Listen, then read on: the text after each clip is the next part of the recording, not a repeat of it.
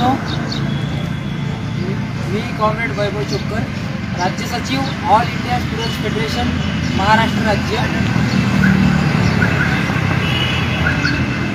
या ठिकाणी आम्ही ऑल इंडिया स्टुडंट्स फेडरेशनच्या वतीने भंडारा जिल्ह्यातील तुमसर तालुक्यातील ज्या विद्यार्थ्यांच्या विविध समस्या, खास करून एसटीच्या समस्येला घेऊन या ठिकाणी थेट आमदार कार्यालयावर आम्ही आलेलो आहोत आणि आमदार महोदयांसोबत आम्ही आमच्या मागण्यांना घेऊन चर्चासुद्धा केलेली आहे।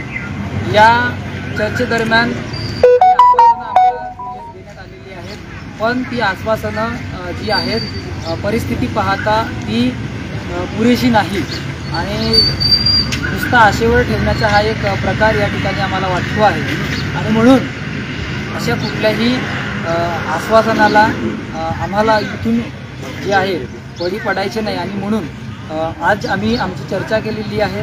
विद्यार्थी सर्व या ठिकाणी आलेले आहेत, एक प्रतिनिधी स्तरावर सर्व प्रतिनिधी मंडळ या ठिकाणी आलेलं आहे। यापेक्षाही मोठी ताकद आमच्या पाठीमागे आहे, आमच्यासोबत आहे, आमच्याकडे आहे आणि म्हणून याची दखल घेता एसटी महामंडळ आणि आमदार महोदयांनी सुद्धा याची दखल घेत आमच्या समस्या लवकरात लवकर सोडवाव्यात।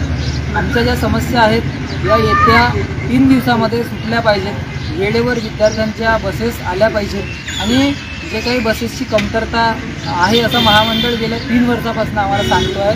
3 वर्षामध्ये एक बससुद्धा या भंडारा जिल्ह्याला लागलेली नाही आणि त्याचा जो प्रकार आहे, त्याचा जो परिणाम आहे तो आम्हा गोरगरिबांच्या विद्यार्थ्यांना भोगावा लागतो आणि हे ऑल इंडिया स्टुडंट्स फेडरेशन सहन करणार नाही आणि म्हणून या ठिकाणी आमचं असं म्हणणं आहे की भंडारा जिल्ह्यातील सनफ्लॅग स्कूलसाठी ज्या 16 बसेस एंगेज आहेत, यानंतर फादर एंगेलसारख्या शाळेमध्ये खाजगी शाळांमध्ये ज्या बसेस पाठवल्या जातात, माणिकनगरच्या ठिकाणी ज्या खाजगी शाळांसाठी एसटी महामंडळ बसेस पाठवतो त्या संपूर्ण बसेस त्यांनी तात्काळ बंद केल्या पाहिजेत आणि त्या खाजगी शाळांच्या सेवेतील असलेल्या संपूर्ण ज्या बसेस आहेत त्या आमच्या शासकीय महाविद्यालयांमध्ये, अनुदानित महाविद्यालयांमध्ये शिकणाऱ्या गोरगरिबांच्या विद्यार्थ्यांसाठी त्या बसेस त्यांच्या सेवेमध्ये असल्या पाहिजेत, ही मागणी या ठिकाणी आमची आहे। आणि जर एकीकडे श्रीमंतांच्या मुलासाठी वेळेवर बस जात असेल, वेळेवर बस येत असेल आणि आमच्या गोरगरिबाच्या विद्यार्थ्यांना लेक्चर सोडावे लागत असतील आणि लेक्चर सोडून पुन्हा बसच्या घाईने लवकर गावाकडे निघावं लागत असेल तर त्याच्या कुठं ना कुठं म्हणजे मोठ्या प्रमाणावर शैक्षणिक नुकसान हे गेल्या 3 वर्षापासून या जिल्ह्यातील विद्यार्थ्यांचा होत आहे आणि याला जबाबदार या भंडारा जिल्ह्यातील हे एसटी महामंडळ आहे। तेव्हा या सर्वांनी याआधीसुद्धा आम्ही एसटी महामंडळाच्या विरोधामध्ये आंदोलनं केली होती, बसेस अडवण्याचा प्रकार आम्ही केलेला होता, निवेदनं दिलेली आहेत, त्यांच्या निदर्शने केलेली आहेत, असे विविध आंदोलनं करून आम्ही या ठिकाणी थकलेलो आहोत। आता आमचा संयम या यंत्रणेनं पाहू नये, आता आमचा संयम संपलेला आहे। जर येत्या 3 दिवसामध्ये आमच्या मागण्या पूर्ण झाल्या नाही, आमच्या विद्यार्थ्यांसाठी बसची सुविधा उपलब्ध झाली नाही, त्या खाजगी शाळांच्या बसेस बंद झाल्या नाही तर येणाऱ्या 3 दिवसानंतर जे आहे आम्ही आमच्या AISF स्टाईलनं यांना धडा शिकवल्याशिवाय राहणार नाही आणि हे करत असताना जर कुठलीही अनुचित घटना घडली तर याला जबाबदार शासन असेल, प्रशासन असेल, किंवा याची नोंदसुद्धा या ठिकाणी सरकारनं घेतली पाहिजे, एसटी महामंडळाने घेतली पाहिजे।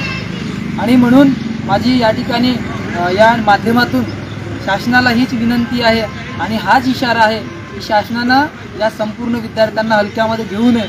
आता हा विद्यार्थी जागा झालेला आहे आणि आज लोकप्रतिनिधींच्या कार्यालयावर आम्ही धडकलेलो आहोत, त्यांना आम्ही जाब विचारलेला आहे, त्यांना जाब मागितलेला आहे। यानंतर लोकप्रतिनिधींनी सुद्धा या प्रश्नामध्ये हस्तक्षेप करून हा प्रश्न जर सोडवला नाही तर आम्ही आमच्या स्टाईलनं लढायला सज्ज आहोत, तयार आहोत। आमच्याकडे तशी यंत्रणा आहे आणि याचे परिणाम गंभीर होतील हे सुद्धा या यंत्रणेनं आमच्या प्रतिनिधींनी लक्षात घेतलं पाहिजे आणि म्हणून बघू शकता आम्ही आज आमदार कार्यालयासमोर आहोत। यानंतर आम्ही यापेक्षा टोकाची आणि आक्रमक भूमिका घेणार आहोत आणि याला सर्वस्वी जबाबदार हे आमचे लोकप्रतिनिधी एसटी। या ठिकाणी AISFच्या नेतृत्व म्हणून मी काही गोष्टी, काही मागण्या या ठिकाणी शासनाकडे केलेल्या आहेत, पण जे लोक हे सगळ्या समस्या सहन करत आहेत आणि जे लोक भोगत आहेत त्या सर्वांच्याही जे आहेत भावना तुम्ही सर्वांनी ऐकून घेतलं पाहिजे असं मला वाटते. किंवा या ठिकाणी आपले जे लीडर आहेत, आपले विद्यार्थी आहेत, ते या ठिकाणी बोलतील. जवळजवळ 15 दिवस झाले आणि आम्ही शाळेत येतो, तर आम्हाला 15 दिवसांनी फक्त 5च दिवस बस आम्हाला दिसलेली आहे. अन्यथा बस तर दिसतच नाही. जी बस 9:30ला यायची ती आज 12, 12:30, 1ला येते. आणि आमची शाळा जवळजवळ आम्ही 10 ते 12 दिवस झाले की शाळेत येतो, तरी पण आम्हाला फक्त आम्ही 2च दिवस फक्त वेळेने पोहोचलो आणि इतर 12 दिवसांनी तर आम्ही 1-1 वाजे जातो आणि आम्हाला शाळेत पनिशमेंट मिळते. तर आमचं म्हणणं असं आहे की एस टी महामंडळाने आमच्यासाठी काहीतरी विचार करावा आणि आमच्या बसेस वेळेवर पाठवावं ही विनंती. अन्यथा आम्ही एसएफच्या द्वारे मोठी कारवाई घेऊ आणि मग त्यानंतर जो काही घडेल त्यासाठी महामंडळ जिम्मेदार राहील. याच्यात आमची काही चूक राहणार नाही. धन्यवाद.